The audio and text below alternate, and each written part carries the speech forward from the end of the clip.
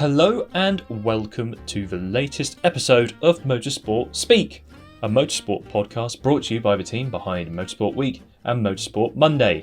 My name's Dan Lawrence, and as ever to talk all things Formula One, I'm joined by our editor Taylor Powling, and we're going to chit-chat about the Spanish Grand Prix, another close run affair won by Max Verstappen, and we'll have a little look ahead to this weekend's Austrian Grand Prix and see how the pecking order's shaping up as the series heads to Spielberg. But first, Taylor, how are you, and did you enjoy the race in Spain, which we were both present at, which was fun? Hi Dan, yeah, it was a good weekend. I'm very well, thank you. Kind of recovering now after a very busy weekend in the paddock, looking ahead to Austria. As far as Spanish Grand Prix goes, I actually found it quite entertaining. Usually it can be a bit of a processional affair, but on this occasion it was fairly entertaining. We had a mild fight for the lead. I mean, in the closing laps, you had Norris closing the gap down, but he just fell short.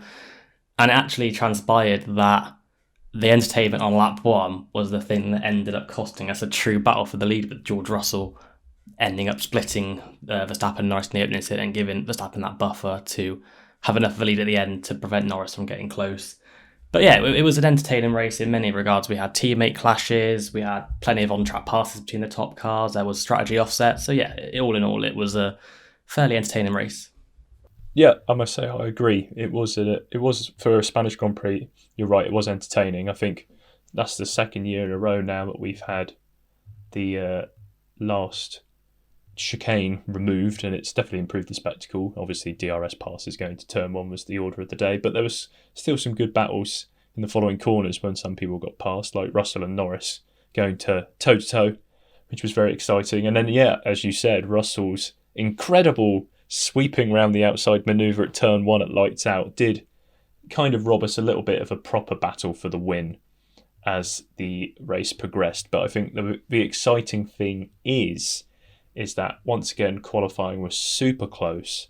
Once again we had multiple drivers in multiple different cars who had the ability to challenge for a win and get in amongst the podium places. So I think we're continually in a very good place. And even though Verstappen was the one who won, it wasn't a foregone conclusion. We're very far removed from 2023. But let's talk about Verstappen and Red Bull. Again, a tale of two halves in the Red Bull garage. Verstappen obviously delivering the utmost for the team and getting his 61st Grand Prix win, and he's now tied with Fernando Alonso and Alain Prost on podiums, I believe, which is another impressive milestone for the Dutchman. But yes, I mean, things going well for his side of the garage. He's being made to fight for it with the likes of Norris, who beat him to pole with that sensational lap on Saturday. But yes, but it's not going all Red Bull's way, and especially not on the Sergio Perez side of the garage, because, again, it was a difficult weekend for Perez. And it's just the thing we've seen before, isn't it, really? It's just he's struggling in Europe like he did last year. He's struggling in qualifying. Only qualified 8th. He was in and amongst Alpines, who we'll get onto later, who had a very good weekend and a very interesting weekend off track. 3-place grid penalty from Canada meant Perez started from 11th, and they had to work strategy to ensure that he got into the points. But it's not very good. And you shared with me, didn't you, a very good stat that Perez has only scored, is it 8 points across the last 4 races? Yep, that is correct. He's only scored that many points in 4, less than double-digit points. And when you look at how Verstappen is managing to still pick up wins when the Red Bull, you would say, both in Canada and in Barcelona, wasn't the fastest car, and Perez is struggling to even score points, it really just put into perspective, the gulf and class between the two of them. And Perez isn't a bad driver. We know that. We've seen what he can do in a midfield car that he's comfortable with, but just something about the Red Bull across, several different cars isn't gelling. And the more the season seems to progress, and it was the case last year, it's been the case this year, as developments are brought into the car, he's just not at one with it. He's struggling to, unlock the balance in it. He said they tried some really aggressive setup changes over the weekend that didn't seem to work. So that's worrying, because last year, he had that same problem last year. They ended up chasing the setup too much, and eventually he kind of got on top of it bit too late, to be on a par with Verstappen by the end of the season, but at least he kind of stopped his rot. he coming into this season, he had a good start. He said that he was no longer, trying these ambitious setups. He was kind of keeping it simple, and he was getting the results. But for some reason, they reverted to that this weekend. So I think it's not only an issue with Perez himself. I think his side of the garage where he does need to have like a sit down and review because something's not quite right there. Indeed, and it's not like they can afford this luxury anymore. Whereas last year, it didn't really matter in the bigger picture. Red Bull still was able to get both world titles wrapped up at a canter. They can't this year because it's all very, very close. I believe McLaren have scored the most points over the last 4 races as a collective. So that's just proof in the pudding there. And I think it might even be, maybe Perez's struggles aren't as big as what we're seeing. I mean, obviously they are big. But if you look at the wider context, we've got 4 teams now who are very, very close.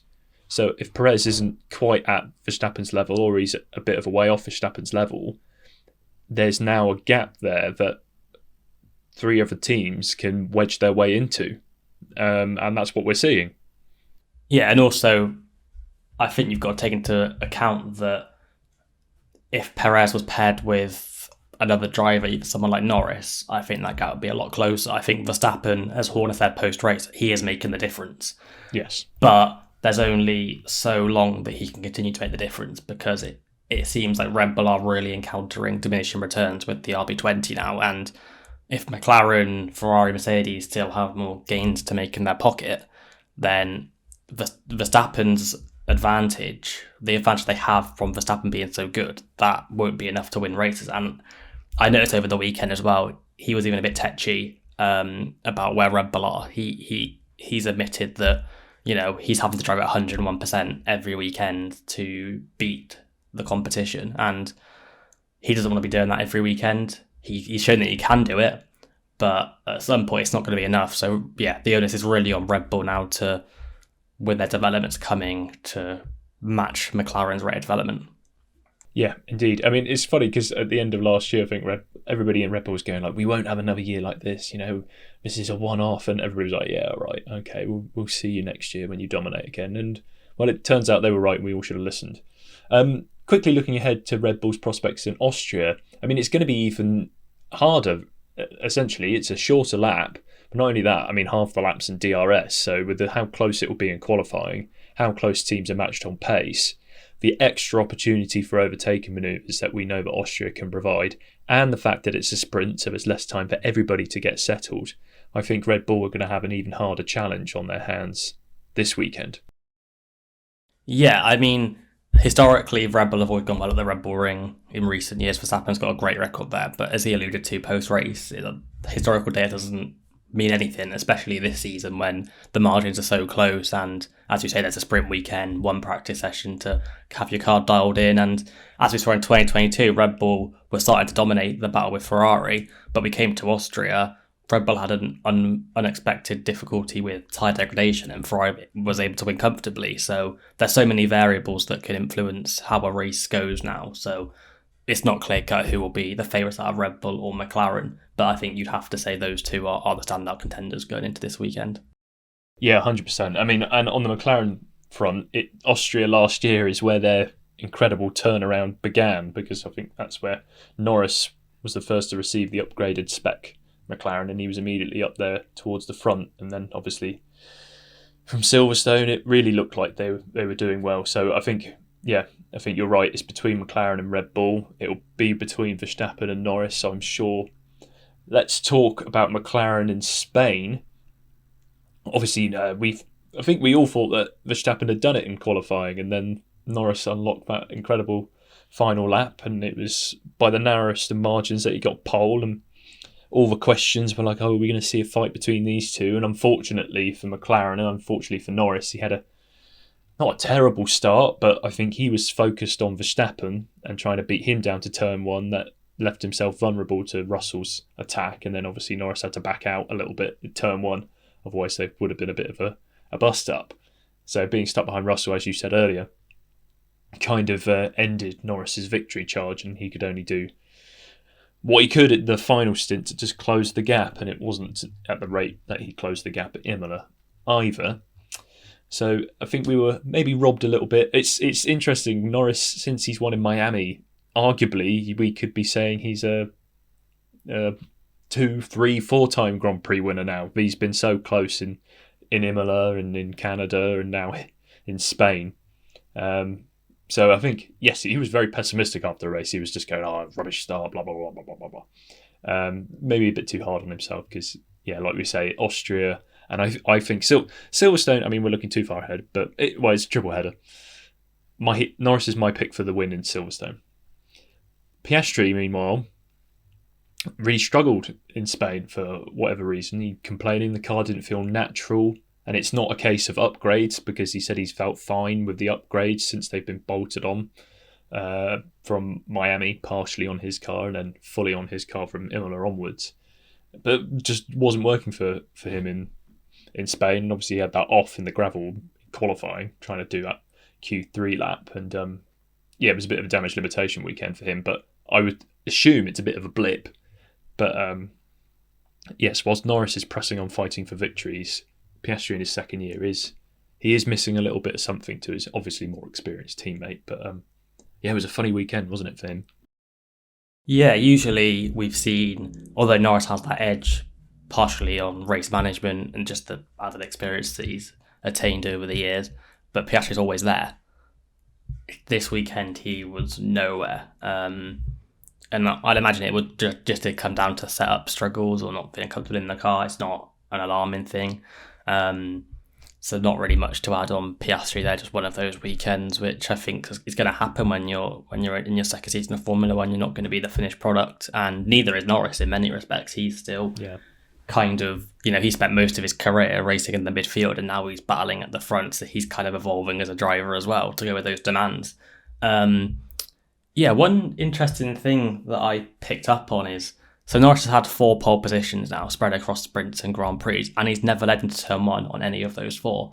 So whether that's something that could be down to him or McLaren, you don't know if it's a McLaren thing that isn't getting good enough starts, or if it's Norris with the pressure. But his start wasn't awful. In the first phase, it actually looked pretty even between him and Verstappen. It's just, I think, that second phase, the Red Bull hooked up more, and once Verstappen had that inside line with how long the drag is down to turn 1, Russell got in the slipstream, made it 3 wide, and Norris was sandwiched, at which point, that's the worst position to be in because you can't brake late because you'll take the guy out on the outside, and you kind of got to be wary of the guy on the inside as well. So that was unfortunate for Norris, but even still, Russell being ahead at the head of the pack, if Verstappen would have stayed a second, it would have been fine because they'd have all been in a train.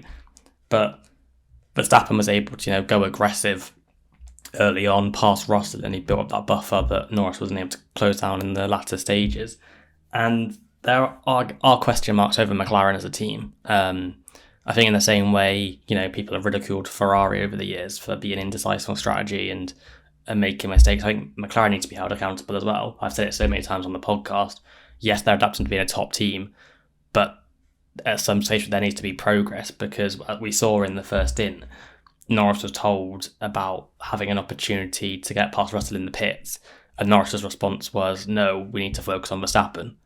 He's already thinking ahead. He wants to go for the win, whereas McLaren are still quite conservative and thinking, our race is for a podium. And I think for McLaren, they shouldn't be cautious. They should be... Norris has said they're in somewhat of a title fight. They can win the title, and they can. With Perez struggling, Piastri is usually up there. McLaren usually have 2 cars. McLaren can win the Constructors' Championship. It's not out of the question. But at this stage, with how big the points gap is, if they didn't win it, nobody would go, they've thrown it away. So might as well be aggressive. They're in a luxury position where they shouldn't be conservative. They should be, going for if it costs them a podium and they end up finishing 4th or 5th in the race because the strategy goes wrong, so be it. But at least they've showed that intent, be aggressive. And I think at this stage, Red Bull, although they're a bit on the back foot with the car pace and they need to bring more performance, I think behind the scenes, they'll kind of feel like they have McLaren's number, because at the moment they just keep nailing the strategy and capitalising on McLaren's shortcomings. Yeah, I mean, they had all those years where they fell away from having the best car had to watch Mercedes have the best car, and Red Bull had to just nail strategy to just get those odd Grand Prix wins and stuff like that. So then the minute they got into that position, they had the best car, they have the best strategy. They're the whole package, aren't they? And as you said, McLaren need to work their way back into that sort of frame of mind. I think, was it being aggressive with strategy and stuff like that? I think you could say going for pots, which is a thing. I'm not sure if that's a widespread saying or one just a friend of mine says, but essentially just going for trophies. That's what McLaren need to do. But yeah, and then like you say with Spain, really long run down to turn one, which creates so many unknowns. Austria obviously is a different kettle of fish. So if Norris was able to line up on pole there, he might have a better run at it and be able to, as you say, end that trend. That's whether it's a trend or whether it's just coincidence, but of him not converting pole into the whole shot, as it were. But yes, our third fastest team, I think we can say third fastest team, pretty clearly was actually first. Should we talk about McLaren's slight mishap in the paddock?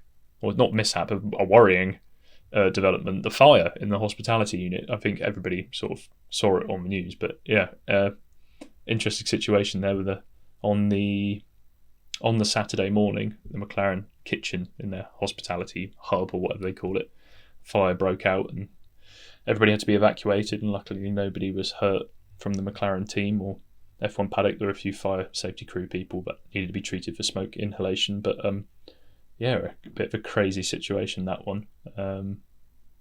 And couldn't have helped that preparation, but they still got pole on the Saturday. But yeah, that was a dramatic one, wasn't it? Yeah, we were in there moments before it happened, and I came out, and all of a sudden you saw this vehicle down the pit lane, and I couldn't quite make out what was going on. I just didn't know if it's like a demonstration, like a safety demonstration or something. But there were people there like filming with cameras and whatnot, and then it transpired there was actually smoke and quite a lot of it. So it looks like McLaren's motorhome's not going to be in use for a good few rounds, whether they have a spare. I think I was told previously some teams have had two. So whether McLaren still have that second one in use to be able to, bring out to Austria this weekend. It might be a short turnaround, so they might end up having to use the FIA hospitality again like they did this weekend. But yeah, it was nice to see the F1 community kind of come together to help McLaren in that situation, and it's a credit to McLaren that in those circumstances they didn't let it distract their on-track work. Yes, 100%. Maybe they'll use the COVID containers that we saw in Austria in 2020. Maybe they'll use those at the Red Bull Ring and bring those back. That could be fun. But yes, we almost got straight into it before I diverted us, but let's talk about Mercedes, the third fastest team, I would say, on merit as well in Spain. Not quite fighting for pole, but not too far off. Lewis Hamilton qualified in third, ahead of his teammate for only the second time in 2024, putting to bed maybe his fears that his pace drops in quali, and maybe putting to bed the wild speculation emanating from the paddock due to some mysterious email that Mercedes is sabotaging Lewis Hamilton, which quite frankly I find ridiculous. And Hamilton drove a good race as well and converted that into his 198th Grand Prix podium, which was a record-extending podium tally of his, and also his 18th consecutive season of the podium, which is also a record of his that he's extended. So good things for Lewis Hamilton, good things for Mercedes, because Russell backed up Hamilton's performance by qualifying fractionately behind. I think it was 2,000ths, wasn't it, that he was behind his teammate qualifying to qualify fourth, and he finished fourth as well. And also Russell gave us that delightful turn one start. So I think after the promise they showed in Canada to be able to deliver at a completely different circuit, to be faster than Ferrari, I'd say quite comfortably, and not to be a million miles away from McLaren and Red Bull, I think for Mercedes that's a really encouraging sign. 100%. I think we can now say Mercedes are back. They will, before the end of the season, I'd imagine, win a race, maybe multiple, depending on how their car suits certain circuits. But we saw in Canada they had the fastest car, and with a better executed weekend they'd have probably won. So they just need a few more weekends like that. And the good news for Mercedes is George Russell said post-race that they now know were the time is to make that final leap, because in qualifying they lacked 3/10 to Norris and Verstappen, and in the race they Hamilton ended up 15 seconds behind Norris, 70 seconds behind Verstappen, but that comes with the caveat that Mercedes' race was a bit compromised by the start for Hamilton's side of the garage. So Toto Wolff thinks it was around 10 seconds, give or take, as a realistic gap, which is still quite a lot. But when you actually, divide up 66 by 10, it's not a lot at all. It's just a few tenths each lap. So if they continue this aggressive development strategy and they understand that the W15 now and they can optimize it for all types of corner speeds, then I don't see why they can't be in the fight to get wins, maybe even before the summer break. Hamilton's amazing around Hungary, so you just don't know what could happen. But they've definitely been very impressive with how it's taken them a good while, but it's been very impressive how quick their turnaround's been, and it was good to see Lewis back up there on the podium.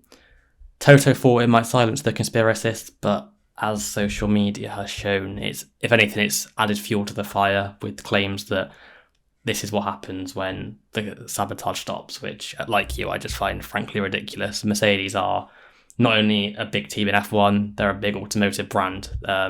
Marketing's everything for them. If they would never run the risk of doing something like that. And also hindering one driver when I know Mercedes don't need the money, but for the prestige of where you finish in the championship, they're not going to risk sabotaging one driver for the sake of finishing fourth. It just wouldn't happen.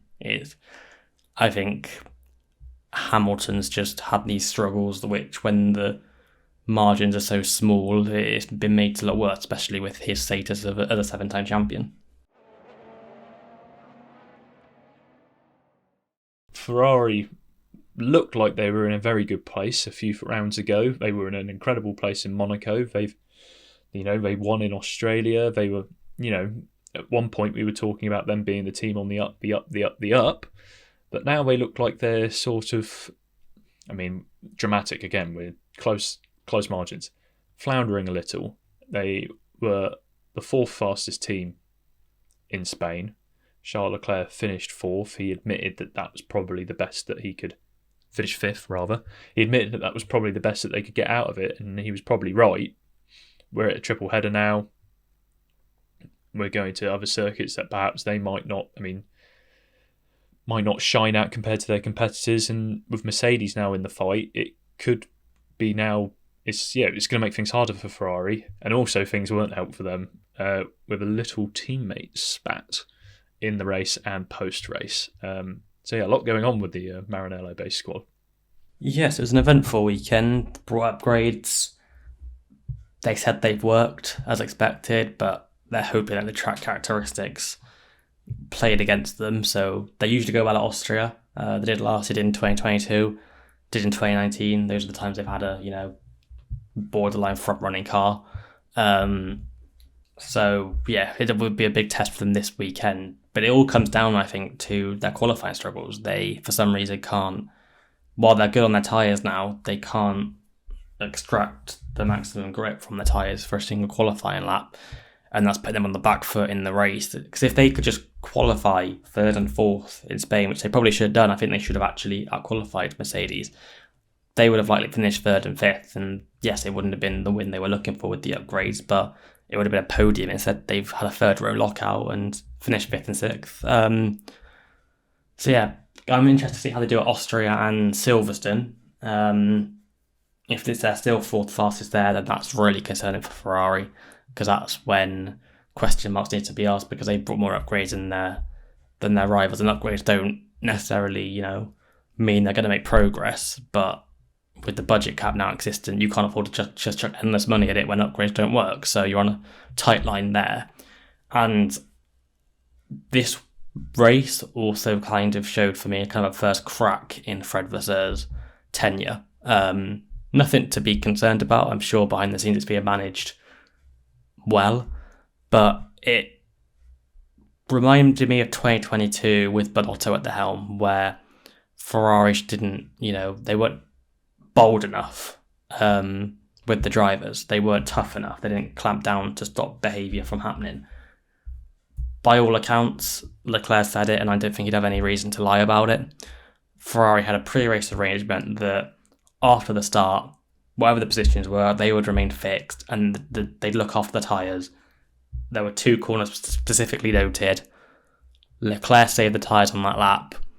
Sainz attacked, mainly got close. He used DRS, he passed it down into turn 1. And not only did he make the pass against a perceived pre-race arrangement, he also squeezed Leclerc quite tight to the inside and gave Leclerc a little bit of damage. So he actually ended up compromising both drivers' races, because that could have easily ended with Leclerc's front wing off and Sainz with a puncher. Sainz, I thought his interview post-race was irresponsible, saying that, you know, they had fresh soft tyres and he wanted to attack. When there's a pre-race arrangement, he's basically admitted he's gone against it. And Fred Verstappen played the whole, you know, fiasco post-race. And for Ferrari's sake, I hope that was just a PR thing and behind closed doors he's taking a firm stance, because you can't allow a driver to openly admit they've gone against an agreement. Because if that is the case, Sainz will just happily do that again at future races. And it compromised Ferrari's result, because Leclerc was the quicker of the 2 again. And I've noticed a growing trend that Sainz seems to push quite heavy early in races and pressuring Leclerc, and then it ends up costing him later in the race. Then Leclerc just comes on stronger with better tyre wear. If Leclerc had stayed where he was in P5, I suspect that he would have potentially been a threat to Hamilton's podium. Definitely would have got Russell. So yeah, Sainz, I think he was completely in the wrong. Leclerc's problem isn't the fact his teammate overtook him. Leclerc likes hard racing. It's the fact that it was against a pre-race agreement and he almost took both cars out if, you know, the contact would have been more severe. The problem is that Sainz isn't a Ferrari driver next year, and he knows that already. So there isn't how much of an incentive is there? Especially, I mean, we're hearing rumours of him potentially signing with Williams. We're hearing rumours of Alpine potentially offering him. You know, people are circling, and he obviously feels that he needs to impress, especially in front of his home fans, which is something that Leclerc obviously noted. But yeah, it's not great to run your teammate that hard. It's the first rule in racing, isn't it? Don't crash into your teammate. And I imagine Ferrari Pitwall didn't like seeing that whatsoever. Be interesting to see next year with Hamilton and Leclerc. They might have a few more things like that to deal with, because I'm sure they're going to run each other close at some points. Another thing I just quickly wanted to touch on is, obviously you mentioned about Mercedes and Hungary. That's been a very good circuit to them in sort of this configuration of rules. Russell on pole in 2022, Hamilton on pole last year. So I think that was a good assumption made by yourself that they could potentially fight for victory there. And I think looking ahead in this triple header, Mercedes and Ferrari are probably going to be battling over that third fastest team spot. And at the moment, based on Ferrari's struggles and Mercedes not having struggles, you could say, perhaps it's looking better for Mercedes to be the third fastest team over the next 2 races. But yeah, I mentioned it obviously there in passing. There's obviously rumours circling around Sainz and his future. There was a potential word of him maybe even agreeing a deal with Williams whilst he was in Spain, but that didn't come to light. And now we're all hearing that Flavio Briatore, who's back in Alpine circles, and we'll get onto that more later, he's trying to lure Sainz to Alpine. So we've got 2, and it looks like Sauber are third place in this fight for the Spaniard's signature. So yeah, we've got an interesting few weeks, I think, where we'll learn where Sainz's 2025 future is. But where do you think is best for him to land? I still think Sainz's best bet is Williams. I mean, if you look at their comparative, trajectories in the recent races, Alpine are on the way up, Williams are on the way down. They are the first team in Spain. But I think it comes with the caveat that Williams is a long-term project, which Sainz is looking for, and I think they have more low-hanging fruit to improve than Alpine do.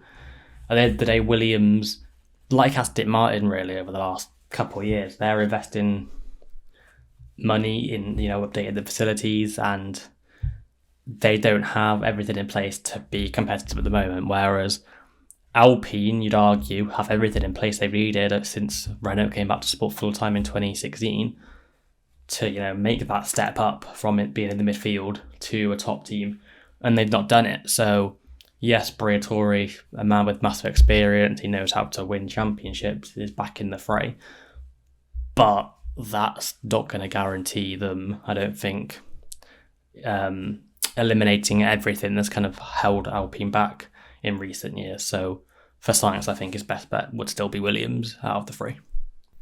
Yeah, I agree. I mean, because I think Alpine it's a slightly volatile situation. The fact that there's these rumours that they're looking to cease engine production and become a customer team. There's talk that there's people trying to, they might even sell the team, even though they're denying that. But then obviously they're hiring a Briatore as a special advisor, a man who was caught cheating in the whole Crashgate scandal, and I mean, he managed to successfully overturn a lifetime ban, but he's a man with a checkered past, let's say, one that Bruno Furman just completely skirted around when questioned on it in the Friday press conference, saying that they're only looking forward and they don't particularly they're not particularly concerned with his past, which I can't say I agree with.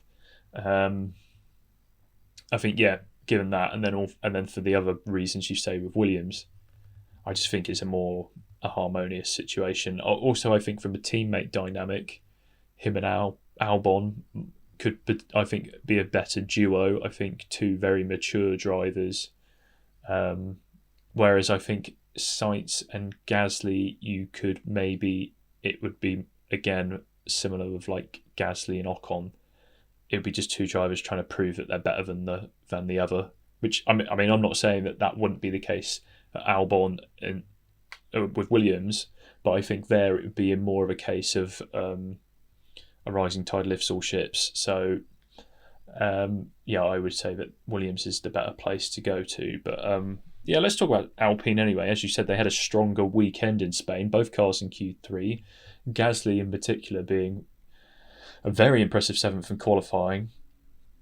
And it sort of came out of nowhere. They weren't expecting to be in the hunt for points, but they were. They picked up 9th and 10th, which, I mean, is understandable that they got beaten by Red Bull and that Piastri obviously got past them as well. But encouraging for them from a performance standpoint, regardless of all the off-track shenanigans. I think Gasly obviously showing that he's probably going to be staying at that team for next year, and he's showing why they should keep him by leading the line there in Spain, and Ocon obviously making himself look good for potential suitors next year.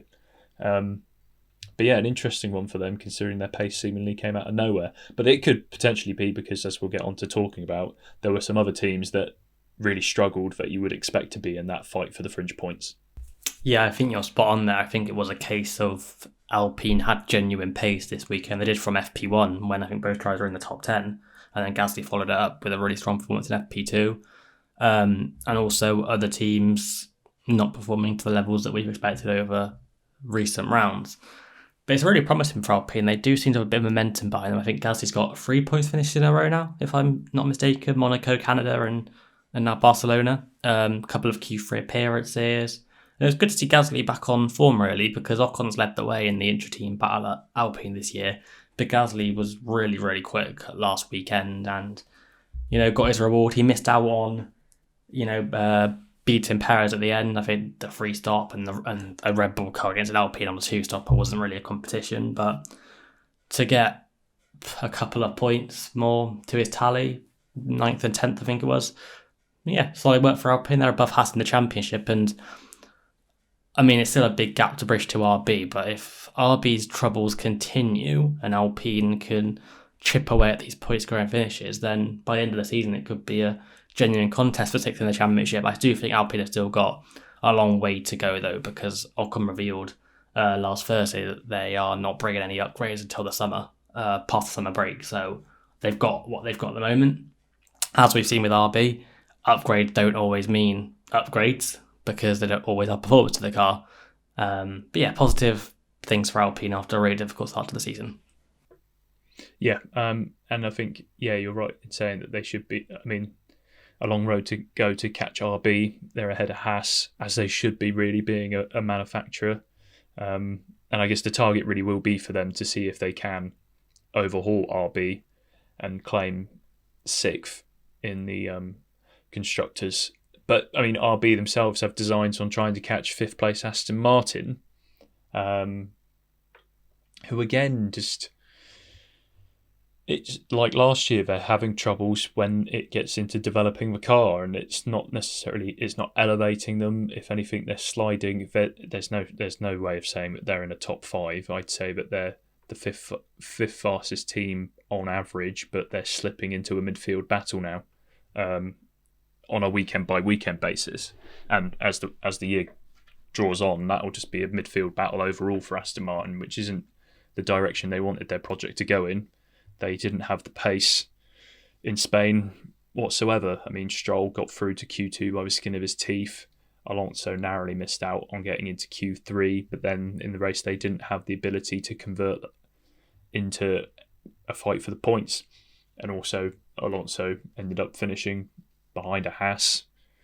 So that's, again, not what he wants from his weekend. And yes, worrying times for them, and also obviously worrying times for RB, given that there was much talked about their upgrade package coming into this weekend. A very extensive one, obviously, revisions to the floor, diffuser, rear wing. So you would expect that, all the talk was, are you going to catch Aston Martin now?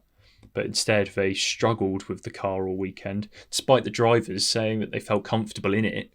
It just didn't have any pace, and it wasn't generating the aerodynamic performance they wanted. So it was a double Q1 exit, and they were just languishing in the bottom places. Ricciardo, the high watermark result for them in 15th. So really puzzling weekends for those two teams. And I think a lot for them I think it's going to be a bumpy road for them for the rest of the triple header, which I think gives Alpine more promise to pick up some more points ahead of their delayed upgrade. That's coming much later than some other teams. But yeah, what's your take on the Aston and RB struggles?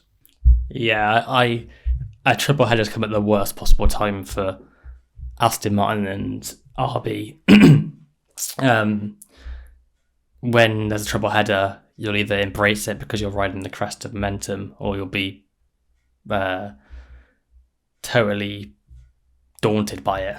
And I think Aston Martin are braced to really struggle in these next 2 rounds. They always expected Barcelona to be a bit of a come down from Montreal. The long winding corners don't play to the strength of the AMR24. It is updated spec, which is difficult to drive and just hasn't delivered the lap time gain that they thought the simulation showed. Alonso's tone changed completely throughout the weekend. After Saturday, he was still moderately upbeat, saying they've got a plan, upgrades are in the pipeline, they're more confident than previous months. And then come Sunday, because I think as you said, qualifying, he was close to Q3, but in the race, they had no pace whatsoever. He's getting overtaken by Salvers, and I think that's kind of like a last straw for the Spaniard, because he came out and said Aston Martin just need to stop talking, stop promising with upgrades, and just deliver. Go low key, and then you can't under-deliver. And I don't see them bridging. We've seen what McLaren and Mercedes have been able to do in a short amount of time, but Aston Martin just look completely lost at the moment. And I think if they're in this predicament come the first couple of rounds of 2025, they'll probably just switch all attention to 2026 very, very quickly, because I think that is their big chance to, complete Lawrence Stroll's ambition of being a title-winning outfit. As for RB, they didn't look on the pace from the outset in FP1. They decided to keep with the upgrades purely to, gather more data, which I think is a wise thing to do, because with Barcelona being so difficult to overtake on, and a triple header coming up, you want to gather as much data on the upgrades as possible, and that's what they did. Whether it will have any benefit for them come Austria, maybe the track will suit the car more, maybe they'll have it more optimized, you don't know. But if this upgrade comes out to not be the upgrade they thought it was going to be, that's a massive blow to them in the Constructors' Championship, because Aston Martin are flailing and they won't be able to capitalise on that. And going back to my earlier point about Ferrari, with the budget cap, I'd imagine that's quite a serious dent into it with how many upgrades they brought. So they'll be hoping that it is just a case they didn't optimise the car last weekend and it was a track that didn't suit the RB01. Yeah, I mean, it would be a costly decision if they have to revert. But I think you make a good point on both teams there. Aston Martin, 100%, 2026 is their big chance to actually elevate themselves into the front fight, because I think we've got a fairly baked in structure of who the top teams are now, and it's with 1 year left in a rule cycle, it's very difficult to make a leap. The leap that Aston Martin would require to get into that fight with the top 4 teams. So as you say, it would probably be prudent if they are still the 5th fastest team from the outset next season to go all in on 2026, because there's a lot riding on that. There could be potentially some exciting new hires, because obviously we heard rumours that Adrian Newey's visited the Aston Martin factory, so obviously that would be a massive boost for 2026 if that came about. Obviously they've got Honda. They'll obviously be fully up and running with all their new systems, the wind tunnel at Silverstone. So yes, I agree. 2026 is their best opportunity. And then with RB, I think a triple header, it's bad that the upgrades didn't work in Spain, so they could endure a run of bad results. But it's good because they're going to get a lot of data and they should be able to figure things out and be able to make a decision on what they do moving forward.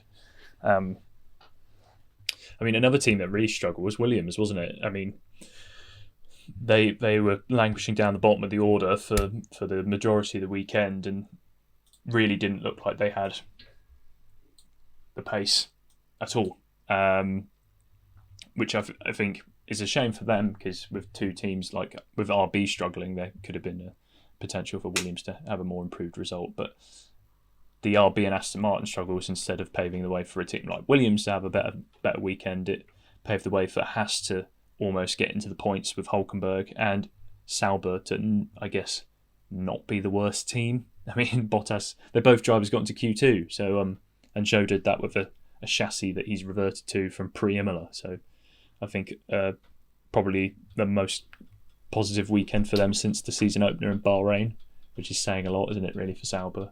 And then I think Haas delivered what they could, couldn't they? Really, I think they didn't think they were going to have the best car, but it's interesting. It's week by week, track by track, teams at the bottom of the field fare very differently. Yeah, it's like the top battle of the front. It's just evolving all the time. Sauber went from being nowhere in Monaco and Canada to then being borderline Q3 contenders. I mean, Bottas wasn't that far off. Another really good weekend from Bottas, actually. Qualified 5 tenths quicker than Zhou. And Sauber just threw it away in the race with his strategy, which was bizarre. Seems to be a recurring theme this season. So I think Sauber's pit will have some work to do on their strategies. I'm sure that's something Audi will tighten on when they come in 2026.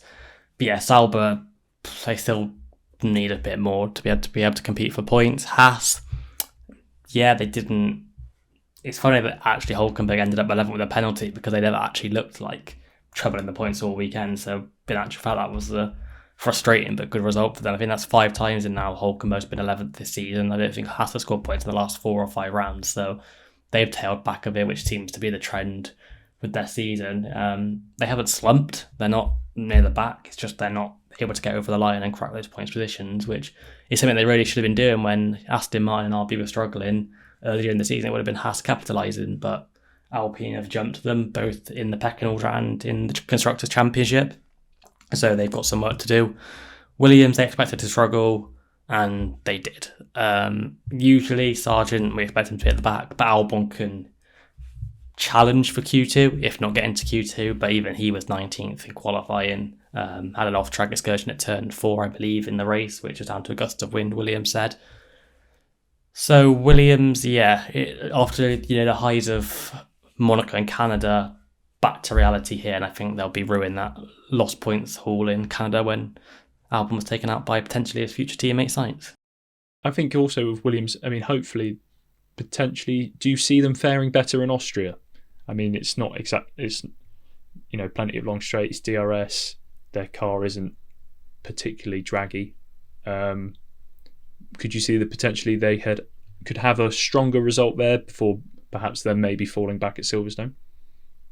I'd imagine it will suit their car more than Barcelona, but they've no longer got that low drag,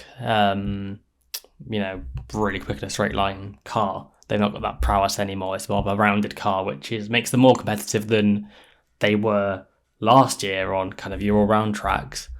But they're not competitive enough to score points in those. So then it's the double whammy of, they've got that really outright strength that they can maximise at places like Montreal or Monza.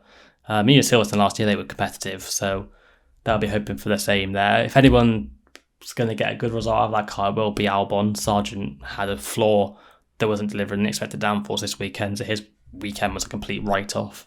I think Williams will go better in Austria. Whether it's enough to score points, I'm doubtful. But again, it's going to be, there's weather on the radar, there's rain in the mix, and it's a sprint weekend, so there's lots of variables that Williams could capitalise on to maybe be back in the points. Yeah, 100%. So I've made my prediction for the British Grand Prix. I think Norris is going to win at Silverstone. I can't really call Austria whatsoever, so I think based on that, I'm going to plumb for Verstappen. Just because if you can't pick, you might as well bet on the guy who can deliver when required. How do you see the fight playing out at the front this weekend? Ooh. I have to say, I don't think Mercedes will be in the mix for the win. They've never gone that well around Austria. Ferrari, they go out. They are competitive at Austria, as I said earlier on.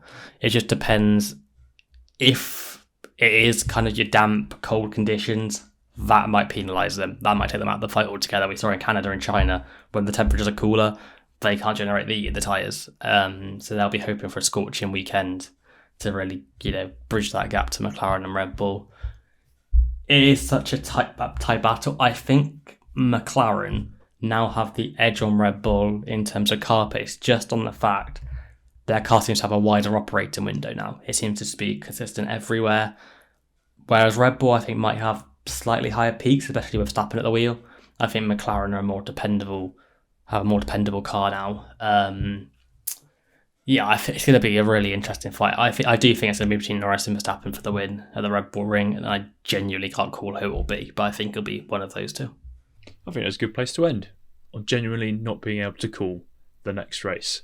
Build some anticipation. No, this is where I'll be wrong, and it will be a Mercedes win or a Ferrari win. Yeah, well, we haven't got long to find out, so let's end it there. Taylor, thank you for joining me. Listeners, thank you for joining us. You can keep up with Motorsport Speak on Apple, Spotify, YouTube. Make sure you like and subscribe. Also, make sure you keep up to date with our news on motorsportweek.com and our free-to-read digital magazine, Motorsport Monday, where you'll be able to catch up on everything that happens in Austria and elsewhere in motorsport. And make sure to follow us on socials at Motorsport Week on X, formerly known as Twitter, Instagram, Facebook, TikTok, and YouTube. But yes, thank you very much. And we've reached the checkered flag of our episode of Motorsport Speak. Thank you. Bada bing, bada boom.